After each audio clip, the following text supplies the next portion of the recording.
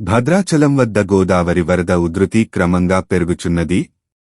మన రాష్ట్రంతో పాటు మహారాష్ట్ర, మధ్యప్రదేశ్, ఛత్తీస్గఢ్ రాష్ట్రాలలో కురుస్తున్న భారీ వర్షాలకు గోదావరి ఉపనదులు ప్రణహిత, పెనుగంగ, ఇంద్రావతి, శబరి నదులు ఉప్పొంగి ప్రవహించుచున్నాయి.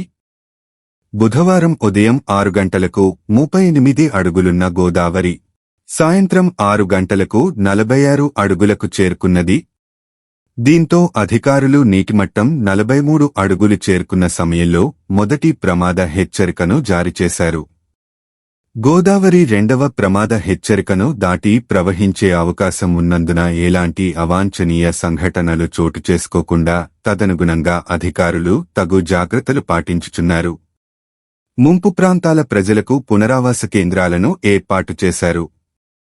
భద్రాచలం పుణ్యక్షేత్రమైనందున శ్రీ సీతారామచంద్రస్వామివారి దర్శనానికి వచ్చే భక్తులు తగు జాగ్రత్తలు పాటించాలని అధికారులు తెలియజేశారు. మరియు గోదావరి స్నానఘట్టాల వద్ద గజయితగాండ్లను, 2 లాంచీలను, ప్రత్యేక స్పీడ్ బోట్లను ఏర్పాటు చేశారు.